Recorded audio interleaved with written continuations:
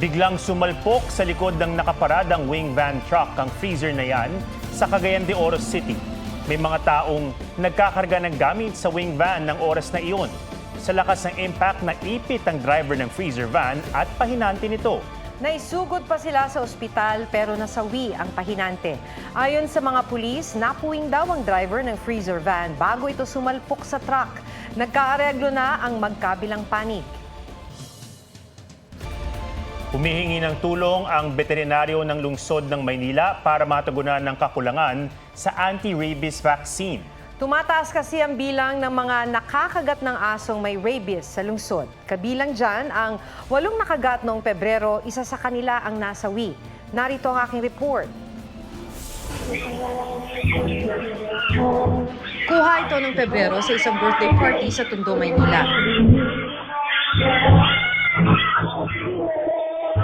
Sa gitna ng kasiyahan, may asong umatake kaya bahagyang nagkagulo.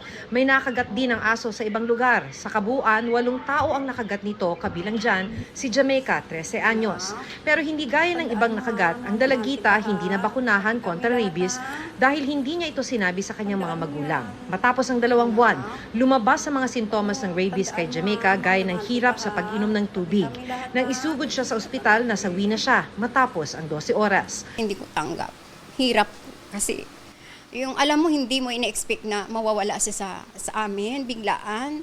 Payo ni infectious disease specialist na si Dr. Eric Tayag, kapag nakagat ng asong may rabies, Basta nakagat ka ay pumunta ka na at magkonsulta. Opo. At bago ka umalis ng bahay, linisin mo na ng tubig at sabon yan. agad na magpunta ng ospital para mabigyan ng anti-rabies vaccine. Ang kaso sa Manila City Hall, kulang daw ang kanilang mga bakuna para sa mga aso at pusa.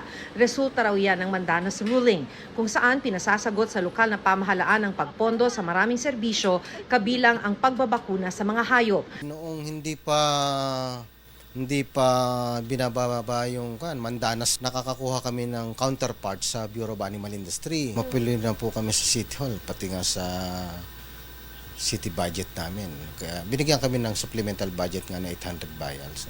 Noong 2021, mahigit 70,000 asong nabakunahan sa Maynila sa loob ng isang taon. Naging 30,000 na lang ito noong 2022. Taong 2023, mula 0 cases, nagtala na ng 6 na kaso ng nangagat na asong may rabies ang lungsod. Alinsunod sa Anti-Rabies Act of 2007, bahagi ng responsibilidad ng mga LGU ang pondohan ng mga anti-rabies program. Kailangan ding tiyakin ng LGU na lahat ng mga aso ay rehistrado at bakunado. Pero sabi ng animal rights group na PAWS, pati pet owner, may responsibilidad din. 18 sasakyan na nakaparada sa outdoor pay parking ng NAIA Terminal 3 ang natupo. Mabilis naman itong naapula pagkarating ng mga bumbero na naipit pa sa traffic. Walang nasaktan sa insidente. Ayon sa Manila International Airport Authority, posibleng grass fire ang pinagmula ng apoy. Makapalat tuyong-tuyo na raw kasi ang damo sa parking area. Pag-aari ng MIA ang lupa ng parking area pero pribadong kumpanya ang nagpapatakbo sa pay parking. Kakausapin daw nila ang kanilang private concessionaire sa parking area para sa tulong na ibibigay sa mga nasunugan ng sasakyan. Dahil sa mainit na panahon, suspendido ang face-to-face classes sa lahat ng antas ng pampubliko at pribadong paaralan sa ilang lugar bukas. Sa anunsyo ng Pasay City LGU, hanggang Miyerkules, April 24, suspendido ang face-to-face na klase. Sa forecast ng Pag-asa, inaasahang papalo ng 42 degrees Celsius ang damang init sa NAIA Pasay City. Wala rin munang face-to-face classes sa Gataran, Cagayan. Magpapatupad muna ng mga alternative modes gaya ng modular at online learning. Nagsalita na si Vice President Sara Duterte tungkol sa paglalabas ng sama ng loob sa kanya ni First Lady Liza Araneta Marcos. Karapatan ni unang ginang Liza Marcos na makaramdam ng sama ng loob at galit. Subalit, ang kanyang personal na damdamin ay walang kinalaman sa aking mandato bilang isang opisyal ng pamahalaan. Upang makausad tayo, iiwan na natin sa isang pribadong pag-uusap sa pagitan lamang namin ni Pangulong Bongbong Marcos Jr. ang mga susunod na hakbang. Matatandaang inihayag ng unang ginang ang kanyang disgusto sa pagtawa ng bise noong tawagin ni dating Pangulong Rodrigo Duterte na bangag si Pangulong Marcos. Sa gitna ng iringan sa pagitan ng First Lady at ng bise, muling nanawagan ng ACT Teachers Party List na magbitaw o magbitiw ang bise bilang Education Secretary at miyembro ng gabinete. Kinukuha na namin ng pahayag si Vice President Duterte at ang Malacanang pero wala pa silang tugon.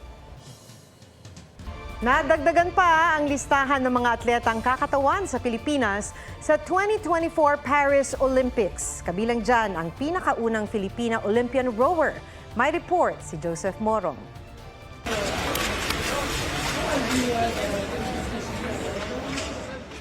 Flawless ang naging performance ni Carlos Yulo sa 2024 Artistic Gymnastics World Cup Series sa Doha, Qatar. Sa total score na 15.200 points, nakuha niya ang gold medal sa men's parallel bars. Bago nito, naka-silver na naguri ang golden boy ng Philippine Gymnastics sa men's vault ng parehong kompetisyon. Yung mga past mistakes ko, ginamit ko yun na maging fuel. Inanalyze namin na everyday kung ano yung much better na gawin and kung ano yung papasok sa finals. Siyempre, hindi din po naging madali yung proseso and yung pagtitraining ko po. Pero masaya po ako. Kasama ni Yulo na lumaban sa Doha ang Philippine gymnast na si Levi Rui Vivar. Ang kanyang silver medal sa uneven bars parallels ang nagsilbi niyang tickets sa Paris Olympics. Siya na ang ikalawang babaeng gymnast na kakatawan sa bansa kasunod ni Aliyah Finnegan. Dahil naman sa kanyang 4th place finish sa 2024 Asia Oceania Qualification Tournament sa South Korea, lalaban din sa Paris Olympics ang rower na si Giovanni Delgaco. Gumawa si Giovanni ng kasaysayan bilang unang Filipina rowing Olympian. Ayon sa Philippine Olympic Committee, 15 na ang Pinoy athletes na pasok sa Paris Olympics kasama ang 3 qualified due to universality. Joseph Morong nagbabalita para sa GMA Integrated News.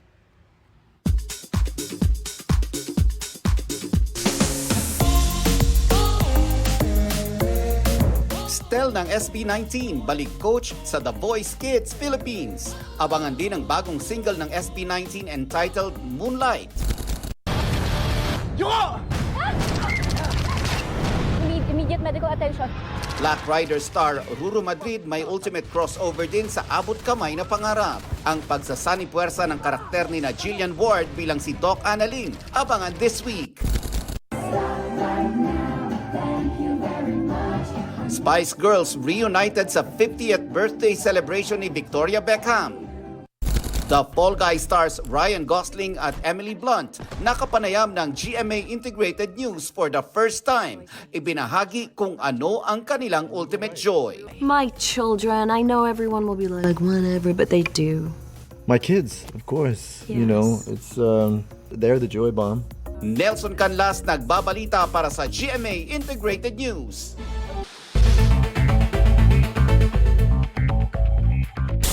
Iloilo City, isinailalim na sa state of calamity dahil sa kakulangan ng supply ng tubig. Paglalagay ng motorcycle lane sa EDSA na kagaya ng sa Commonwealth Avenue, pinag-aaralan ng DOTR. Balikatan exercises sa pagitan ng Pilipinas at Amerika, formal lang binuksan ngayong araw. Sabi naman ng isang mataas na military official ng China, hindi dapat gawing isang arena ng mga bansa ang karagatan para anyay ipagmalaki ang kanilang puwersa at makisangkot sa anyay gunboat diplomacy. National Food Authority, sinimulan na ang pagbili ng palay sa mga magsasaka sa mas mataas na presyo. 17 hanggang 23 pesos kada kilo ng fresh palay at 23 hanggang 30 pesos sa clean and dry.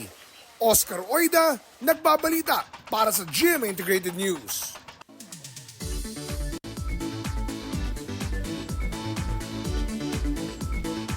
All-in-one ba na pasyalan ng hanap nyo? Sa Luzon, puntahan na ang Dingalan Aurora. Sa Mindanao, i-explore ang isang tagong atraksyon sa Lake Cebu. G tayo dyan, kasama si Darlene Kai. Kung gagala, ito ang pwede sa Luzon. Mula sa pagsisid sa ilalim ng dagat hanggang sa pag-akyat sa tuktok ng bundok, malinaw ang ganda ng Dingalan Aurora. Mag-trekking sa rock formation. Sa kuwebang ito, pwedeng i-enjoy ang paliligo ng hindi naiinitan. Pwede ring sa lilim ng mga puno ng kalapit na falls.